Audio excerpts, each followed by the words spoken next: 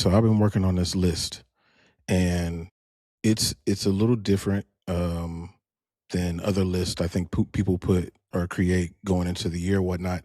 But it's a top 26 for 2026, and this is not necessarily based on their legacy, but it's based on their trajectory going into 2026. You know, almost like how hot they are going into 2026.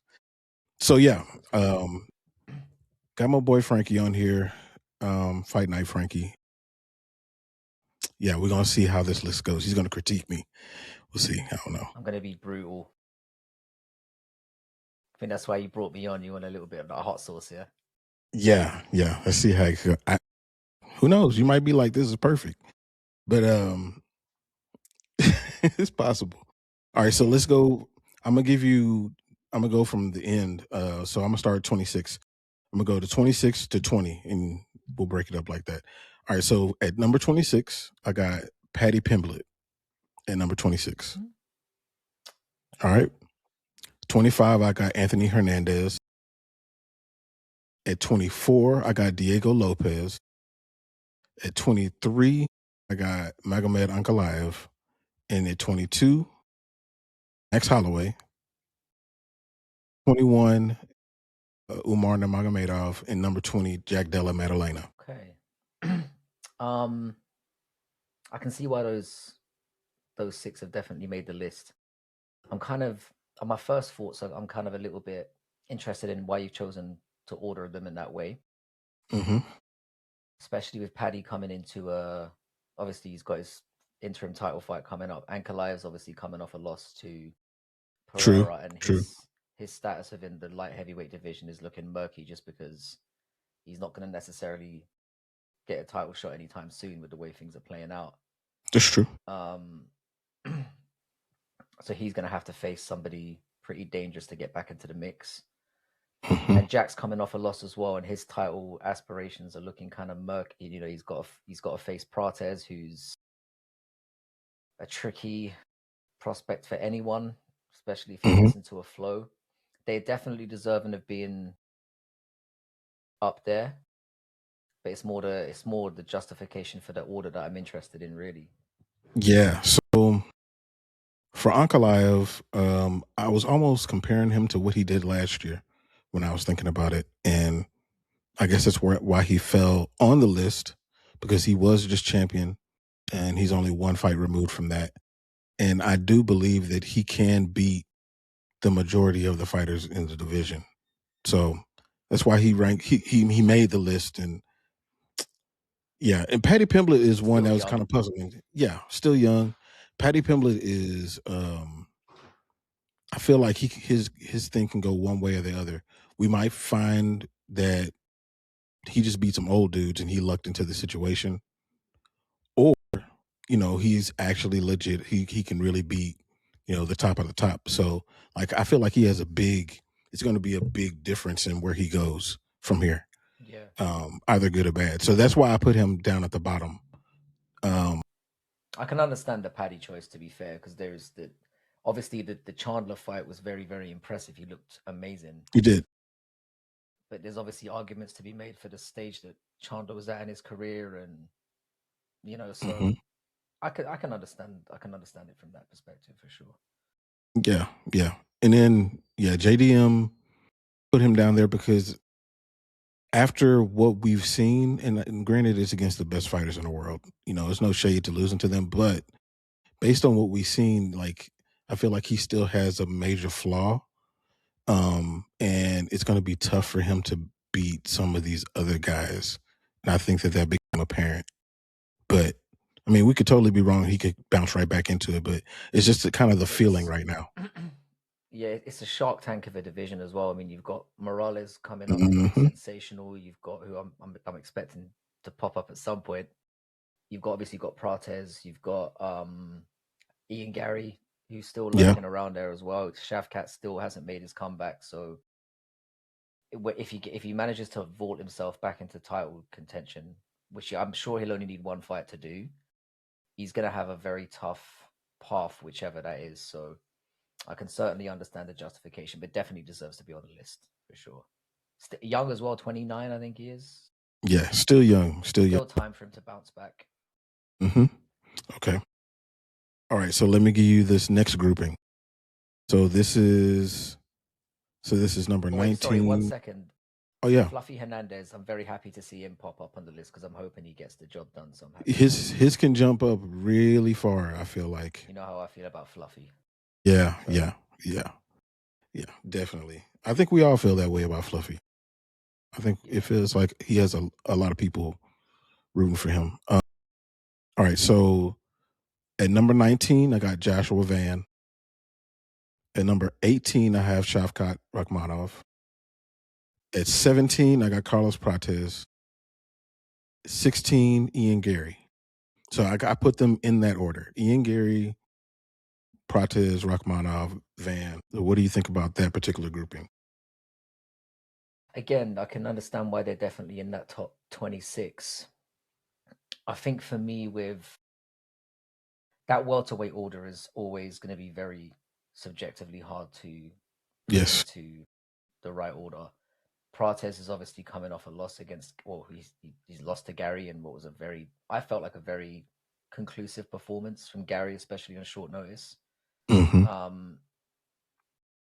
I feel like the welterweight prospects have a problem and this is why I was very skeptical of Makhachev getting the belt in the first place, because I feel like there's going to be a lot of politicking and a lot of some luck is going to have to come into it in terms of how matchups play out. So I could definitely understand Garry being higher than Prates. Van's a very interesting one as well because obviously he's the champion now. A lot of people feel like it's an undeserving way to get it, that he had no way of.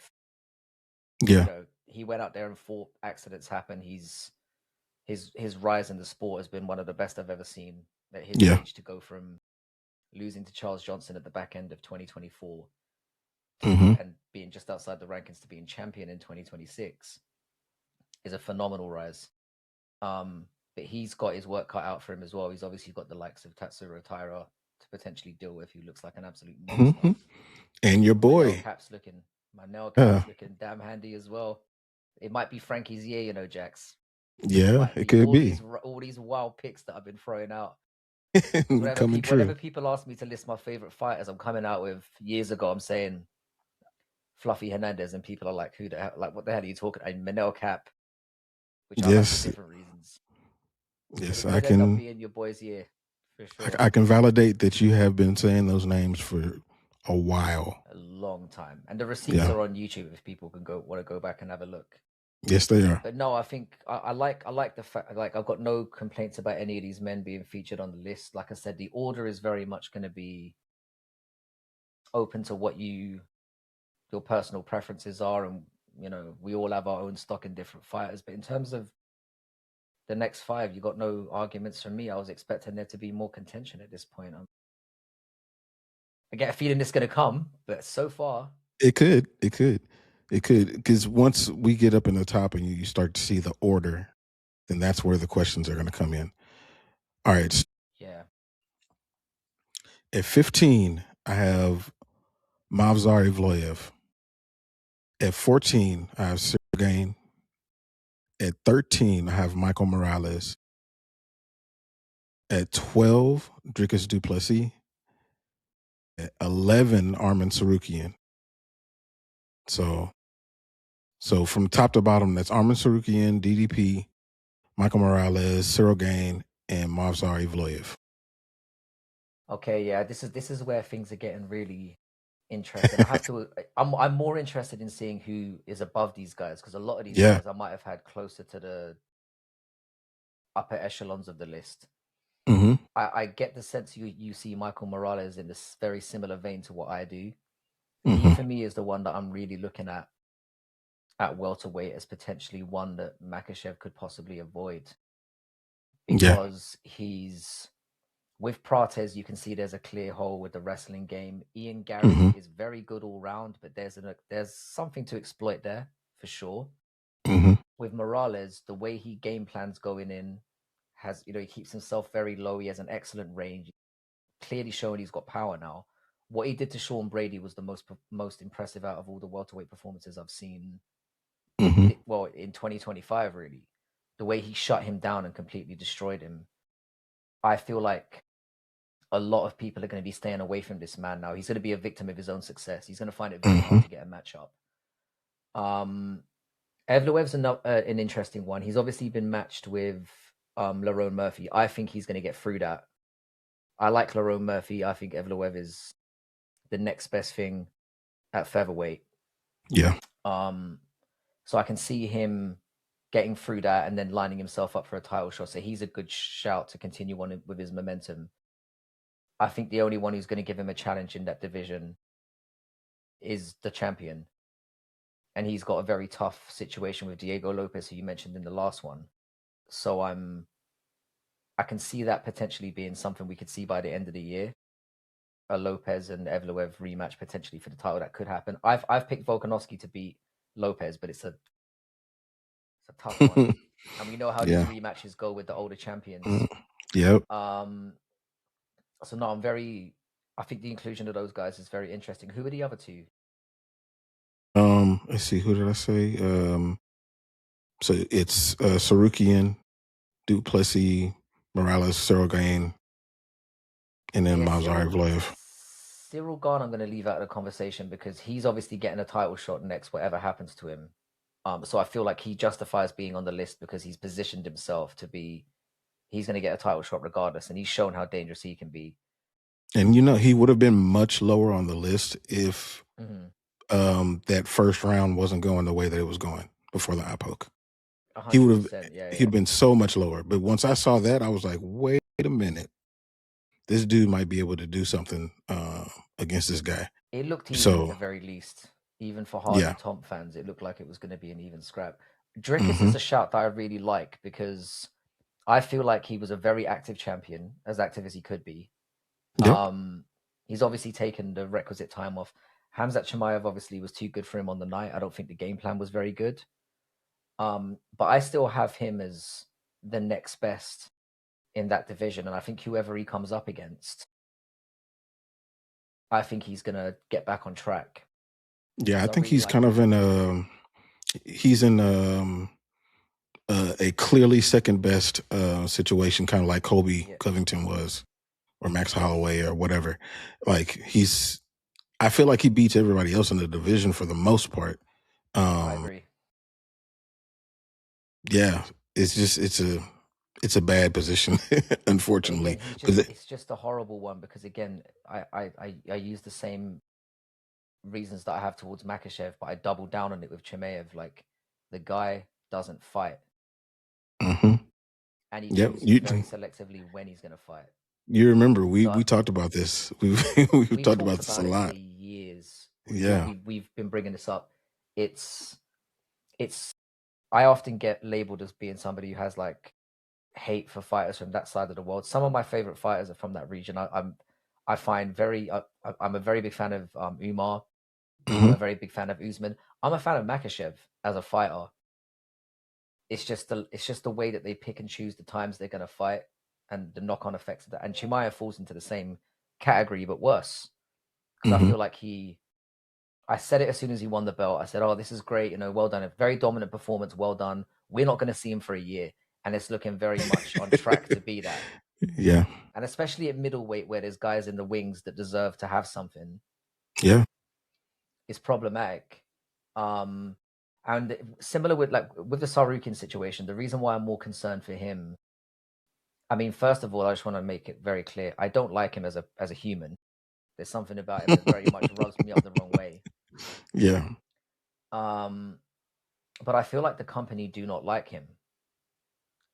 There's some kind of issue there. I feel like he's facing roadblocks in terms of getting that opportunity. And I think that the more that things play out the way that they are, I think other people are going to be positioned to get wins that might elevate them above him again. You got the BMF fight that's coming up that could then throw one of those two into contention again. And I think the UFC would rather go with one of those two actively fighting, putting on than go with Arman, who ultimately let them down. And then there's been a lot of politicking and talking badly about the brass, which you don't do. You see what's happening with Aspinall. Now it's happening with him. Things don't tend to go well for fighters when they shit talk the powers that be. That never definitely works. going about doing that. So from an ability standpoint, I'd say, yep, definitely he's going to be a very hard guy to beat, but will he get the opportunity? And that's what I'm kind of like. So yeah, but again, justifies his place on the list in terms of where he's positioned and where he should be in terms of ability and. Yep, that's exactly what I was thinking. Yeah, exactly what I was thinking.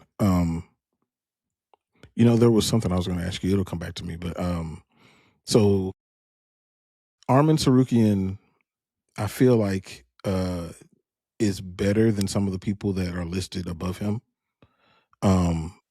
At this point in his career, but yeah, it's just he's got to have a conference, pay them some money. He's gonna have to do something to get out of jail. Anywho, so let's go to the next ones. At number 10, I got who I think is the most exciting fighter in the entire sport, Yuri Prochazka. Number 9, I got Peter Yan. I got 8, I got Tom Aspinall. 7, Alexander Volkanovski. 6, Alexandre Pantoja. So from top to bottom, Pantoja, Volkanovski, Aspinall, Yan, and Prochazka. Yuri Van Aspinall, Volk, Pantoja, yeah. Yuri Van Aspinall, Alexander Volkanovski, Pantoja. Did I miss anyone? Nope. I think that's it. Yeah. But okay, perfect. This is where it gets tricky.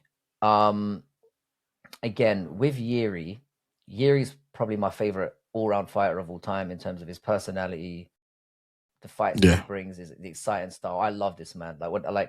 I've been asked this question numerous times during live streams, and it seems to be that's the first name that pops into my head. Because from an all-round perspective, I just love everything about him. I love the who's fact more exciting? He's all his fights are phenomenal. He brings it. He's only obviously lost to Alex Pereira in the last, I don't know how many fights he's had, but he's the only guy he's lost to in the stretch that he's had, and the way that he fights kind of sets him up for that kind of, it's either kill or be killed, and unfortunately he's been killed twice.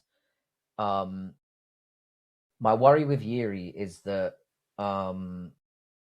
again, he's very much going to be at the behest of the champion. What the champion decides to do. Does he go up? Does he vacate? I do feel like Yuri has positioned himself to be in title contention again. He's got 2 really good wins under his belt and 2 exciting wins under his belt, which is very important when you're under the UFC banner. So justifies his place on the list for sure. I think he's right there.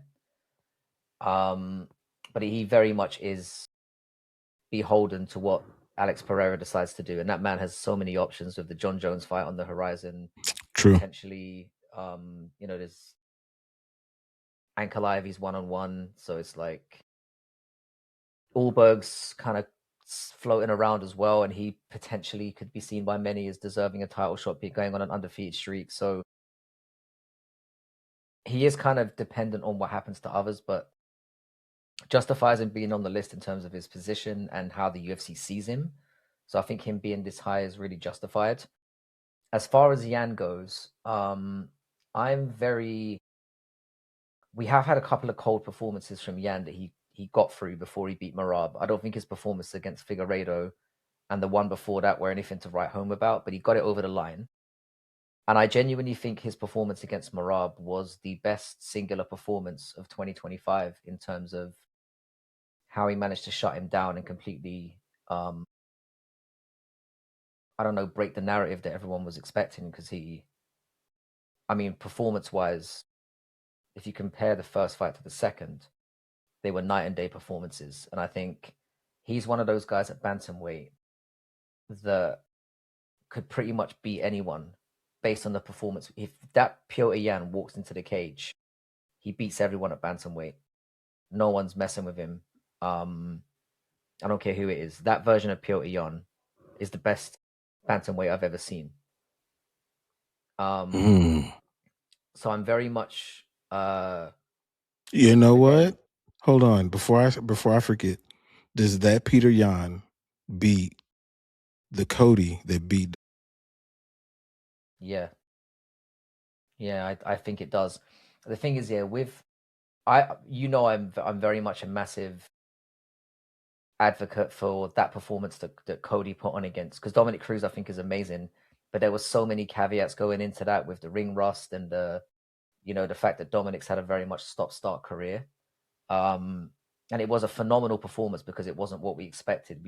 We all saw Cody as this hothead who was going to go in there and first of all get mentally dominated, and then that was going to play out in the fight that he'd get, occasion would get to him. And it is that up until I saw the Jan performance, that was the best bantamweight title performance I'd seen. But what Jan did to Merab, who was literally just steamrolling through everyone. I know Merab was very active. But Merab seemed to be getting better fight to fight as well. His performance against Shaw, especially his striking. His striking, the performance he had against Umar was sensational as well. The Corey Sandhagen performance absolutely shut him down. I rate Corey Sandhagen quite highly as well. Shut all those men down back to back and humiliate them and drag them into deep water and do what he does. And for Jan to flip the script and do it to him in what for me was a flawless performance. I had him winning pretty much every round.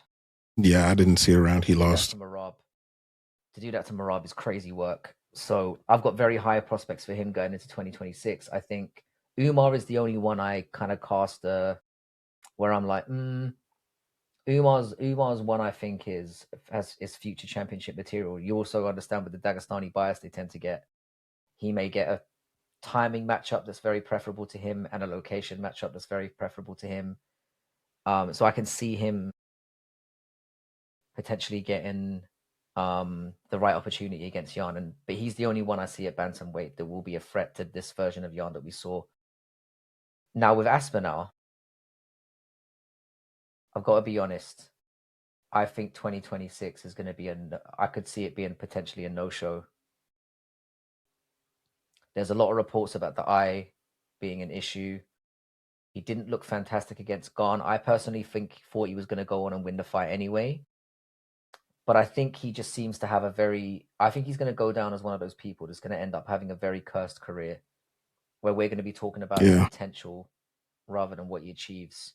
And I don't expect a good year for Tom. That sucks. I think I'd be very surprised if he gets back in there anytime soon. I think he's going to get stripped. So it's so funny, man. It's so funny. So on Crosswalk yesterday, Crossover said that he thought that Tom was going to vacate. You reckon? I don't think he will, just purely for the amount of times he's been dicked around. I think he'll want. It's true. And he has a bad relationship right now with the UFC, like you said. Like, I don't think he's going to hand it to them and say, "Here's the belt back." I don't think he'll, unless the eye surgery goes really and he's forced. Because he seems like that kind of fellow as well. I don't hate that call because he seems like the kind of person to be, I don't want to hold up the division. Heavyweight has been so weird lately. It's so crazy. But I think his bad run of luck is going to continue. I think the momentum was, and this is why I'm so frustrated with the whole John Jones situation. John Jones, those words are going to come back to bite Tom about retiring Jones without even fighting him. I think Jones might end up derailing Aspinall's career by not fighting him. There has a very weird way of these merry-go-round things. So I'm not very hopeful I think Aspinall's prospects have taken a nosedive. Interesting. I would have had him in that 20 to 26 range personally. Wow. I don't know if we see him again. And I'm more leaning on the side of I think he ends up being stripped or, in the case, vacating before the year's out. So yeah. No, you have a good point. We'll move on without him. I think they will. As far as Volk goes, I really like the Volk one because most of the talk I'm getting, I've had back and forths with quite a number of the boys on this Volkanovski situation. I still think he's got it. I thought he was sensational against Lopez. I think it's a favorable matchup. I thought he outclassed Lopez in that first fight. Yeah, I think so too. And I think he'll win again, and then it will be set. He'll be set. I think my head is telling me it will be him and Evloev by the end of the year, and that will be his last fight. I think he beats Lopez, and then he has Evloev as this is the last fight of my career. This is me cementing my legacy as the featherweight GOAT, which he is already. but just cementing it in. Yeah, he is kind of maybe. Yeah. So I think as far as he goes, I would love to see him end his career on a high. And even though I've got this part of me that's saying, oh, Lopez could go out there and starch him, which is not beyond the realms of impossibility at all. I trust in his IQ. I trust in his the legacy that he's built up to this point, and I think he'll go out on a relative high. So I think having him this high on the list to me is justified. And finally, with Pantoja, I'm in a very similar place as I am with the Van situation, not the Aspinall situation. I don't think that injury looked pretty gruesome. I think what's going to happen in the meantime is the division's going to move on. We're obviously going to get Tyrone Van at some point. And I think the UFC prefers to have one of those two men as champion. Van is young, exciting. He's got a growing fan base behind him. Tyra, they've obviously got the Japanese market. Cap waiting in the wings as well. He brings some excitement and some eyeballs to the... I think Pantoja is a phenomenal champion. But I don't think out of the four of them, he's the one that the UFC would want regaining the throne. So I think he might have some obstacles to get through. We don't know how bad the injury is and how long he's going to be out for. There said hasn't been much talk about that up until this point. So with Pantoja, I would have his prospects a little bit lower. But in terms of the man he is, the champion he is, if he comes back anywhere near he was when he got the injury, I can see him getting the belt back. But I think he's gonna have obstacles from the UFC, and again at his age, I worry about him. So I'd probably have him a bit lower, but definitely justified being on the list. If Pantoja and Van fought, healthy Pantoja right now, Van fought, who would you favor? I had Pantoja winning that fight, second round submission. I think Van is a phenomenal striker. I love watching him fight. I think that the slickness that he uses range at and the way he puts combinations together, he's phenomenal. Pantoja is a phenomenal, well-rounded mixed martial artist. I think he is leagues ahead of where Van is, and I think Van would have put up a valiant effort, but I think Pantoja would have won the fight relatively comfortably, considering the situation. That's what I expected. So the question now is, can he come back with the same? You know, the age for me is the part that scares me, especially in those lower weight classes. I think Pantoja might be rough. It might be a rough 2026 for him, but we'll see. If you were to compare the odds of these people winning in these two fights, so as far as like the underdogs, what are Van's chances versus Mackenzie Dern's chances to beat Zhang Weili when she comes down to try to? I would have Van's chances of winning higher than Mackenzie Dern to beat. I think Zhang Weili absolutely dog walks Mackenzie Dern. Like her having the belt to me is it's a placeholder thing, isn't it? Because Weili pretty much stomped her way through the division. I know her performance against Valentina wasn't, but she was simply outsized and outmatched, and that's just. For me, Weili's stock didn't drop. It was just she's tiny, and going up to flyweight was always going to be a problem. Mackenzie Dern is nowhere near on her level in terms of anything. There's nothing measurable you can put that tells me that Mackenzie Dern can overcome Zhang, and I think she'll have the belt back expeditiously. Yeah, probably so. Probably so. All right. And I going back to the Tom thing, I see where you're coming from for sure. I do think that if he does find his way back in there and he's not wearing protective goggles, I think that, he still, beats everybody.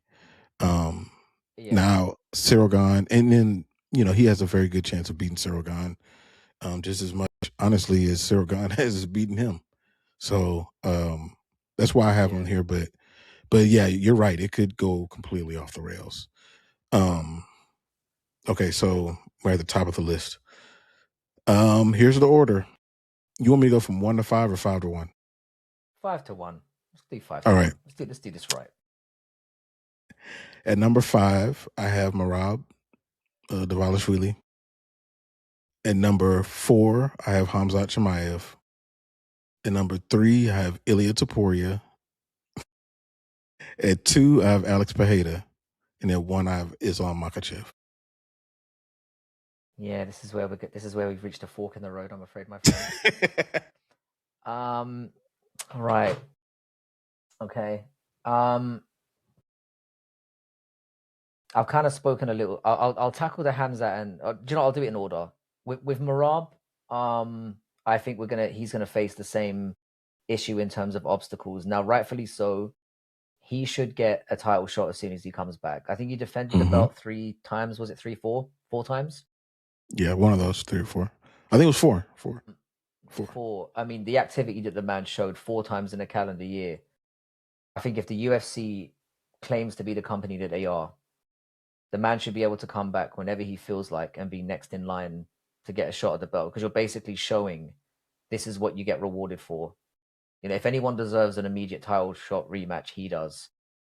And there is an element of I did mention that Jan's performance was the most phenomenal performance I saw in 2026 in terms of a title fight. Merab was literally turning around every couple of months, and that has to be taken into consideration. Is there a possibility that he came in there and it was another fight too soon? Very possible. And I still think he's got, just purely because of what he brings to the table, he's always going to be a threat. Would I have him this high on the list? Probably not, because I think that they are going to go in other directions. There is obviously Sean O'Malley at bantamweight. There's obviously Umar, who's coming up as well. I think they're going to use this opportunity to try and push Umar more towards contention than Merab. I think I can see potentially, because they've got the O'Malley fight on the table. If he gets through Song Yadong, it makes all the sense in the world to set him up against Piotr with the fight that they had. He's got a win over him. It thrusts him right back into it. And they're very much behind the Sean O'Malley machine still, with the social media and the youth and he looks like one of the next generation, or that kind of somebody they can prop up in terms of the new face of the UFC. And I think Merab, as much as he's been a great company man, does he put on the most entertaining fights in the world? Not all the time. I personally love his fights, Yeah, but I yeah, can see why people despise them as well. yeah. It's one of those that very Casuals. much depends on. He doesn't have a universally lovable style. I personally love him seeing him break people, and I as a man I enjoy seeing that. But it's not the most universally captivating style. And again, I feel like with his age, with the people who are coming up in the division, and the fact that the UFC are not known to do right by people, I can see him facing roadblocks. Now, Khamzat, where do I start? I hate this man. I'm just going to be honest. I think he's a smite on the sport. And his personality does, it does wind me up a little bit. I genuinely think it's a weird one, because I think he fights once in 2026. Genuinely. And I think just purely on that basis, he'll probably come in there fresh as a daisy and injury free. Whereas he's probably gonna have to fight a contender who's had to go through the fire, or has been waiting around too long, or you know what I mean. I think he'll retain the title, but I think in terms of momentum, I wouldn't have him this high either, because for me, somebody who coming into the UFC with that kind of, I don't know, when you've got so many fighters around you who are being active and they're grabbing the headlines and they're putting on great fights, he's not going to do that. That's true. So I think in That terms is of true. what you're classifying for the list for, I wouldn't have him anywhere near the top 5. Ilya's now getting over his issues with his wife and stuff. It looks like that's going to come to a conclusion. He is the most exciting fighter to put against anyone right now, because he's got the it factor. He's got the personality, and he puts on, the streak that he's gone on has been phenomenal.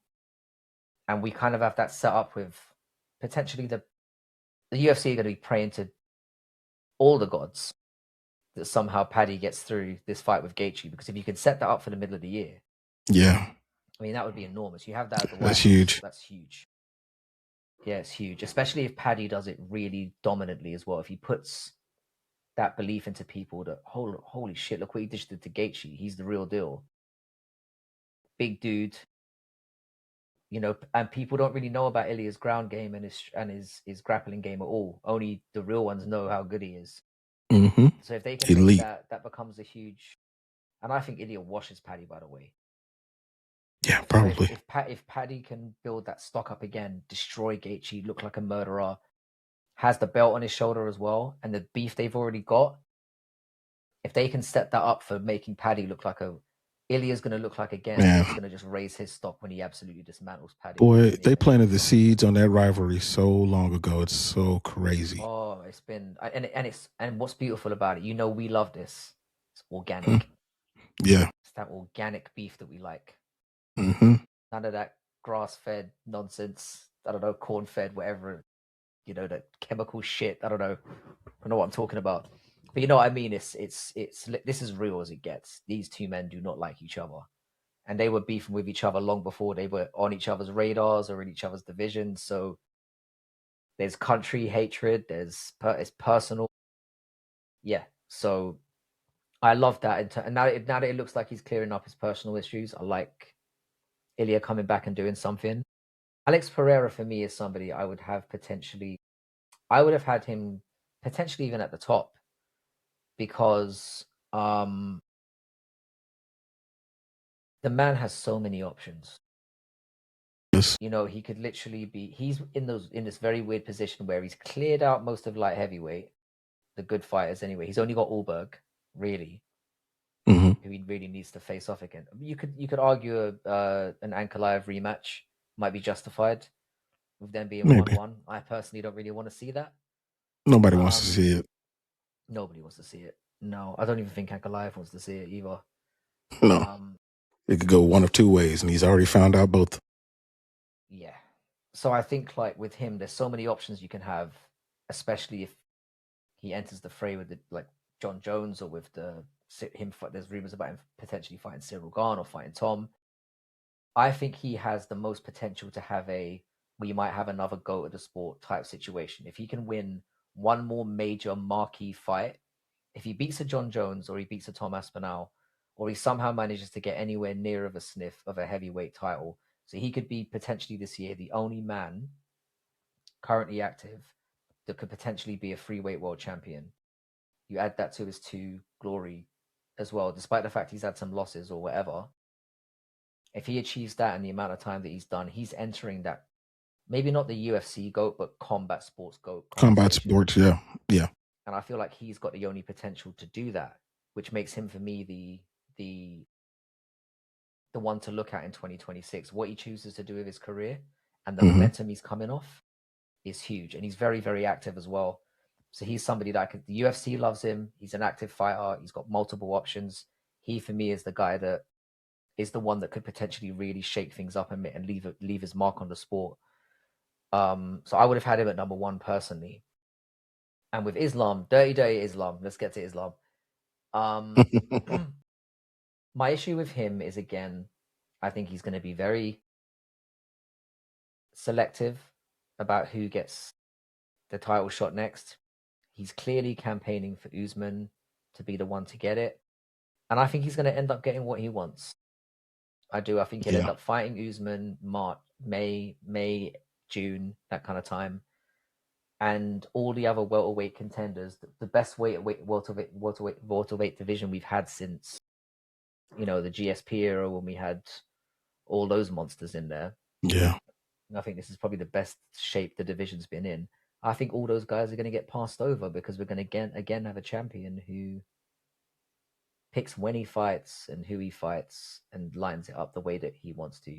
Does he end up retaining the belt in 2026? I believe he does. But in terms of generating that hype and carrying on that star power that he's had, I think he leaves it with a lot more anger than he does jubilation through 2026. That's true. Because people are going to be very frustrated. Yeah. I can definitely see that. I can definitely see that. And before I leave the welterweight division at all, let me ask you this question. This is what I was thinking about before. Does Ian Garry remind you of Rory McDonald? Let me tell you why before we get into it.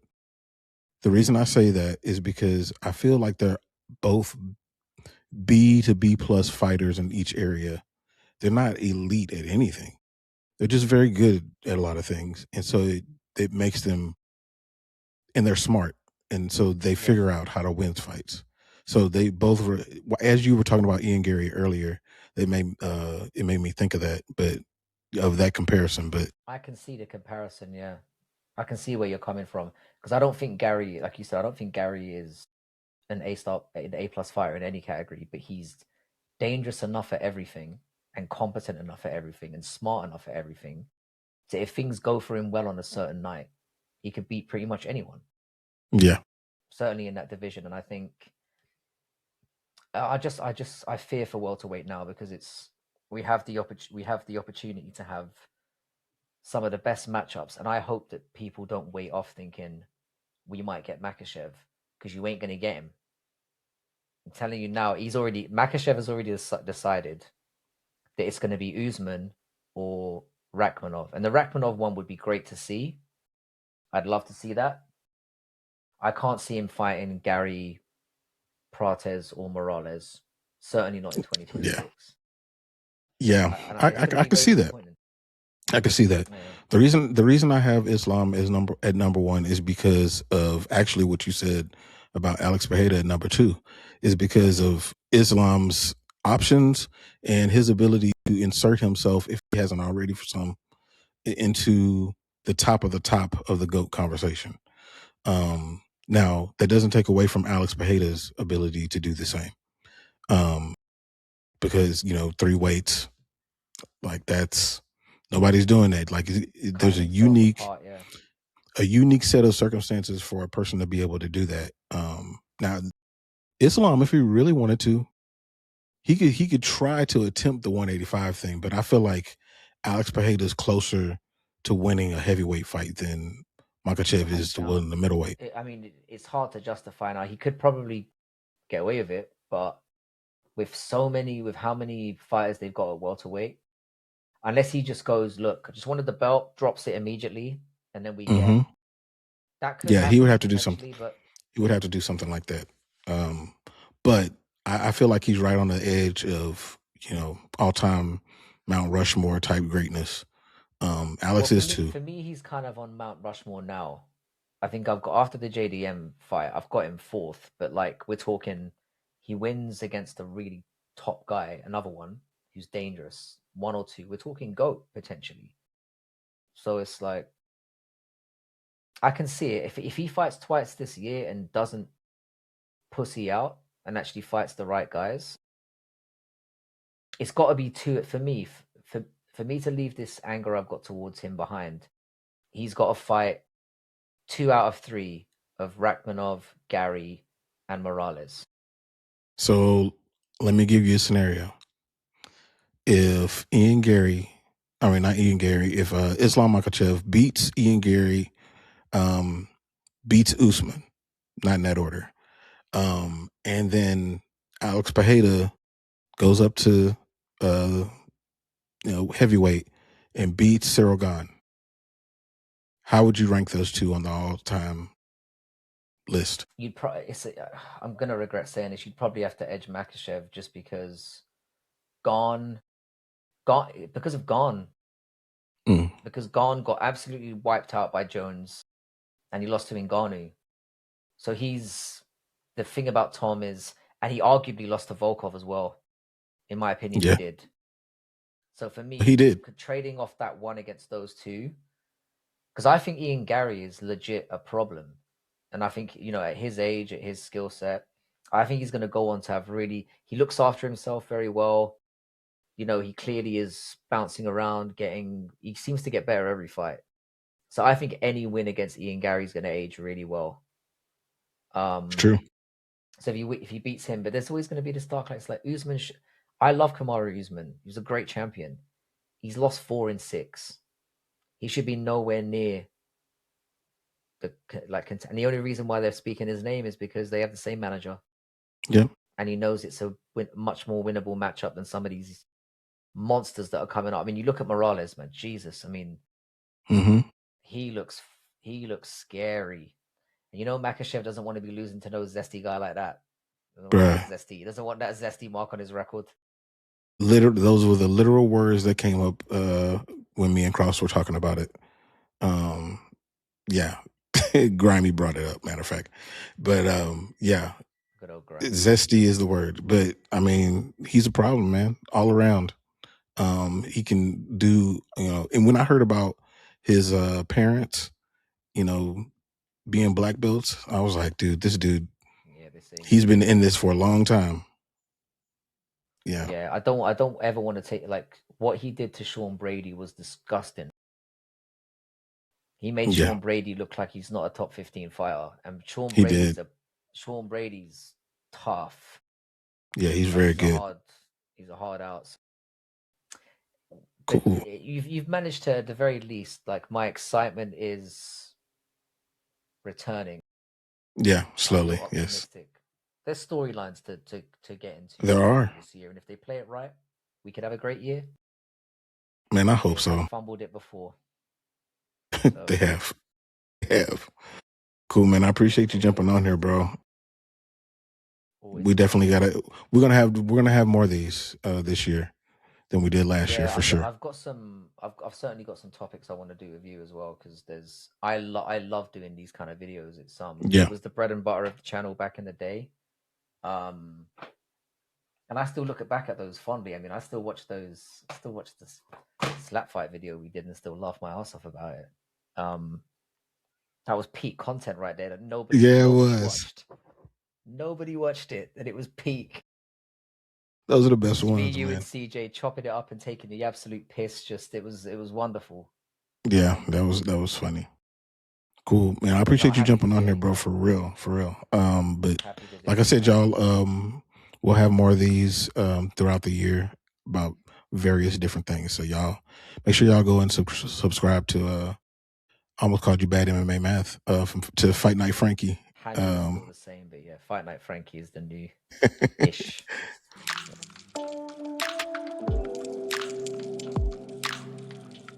So.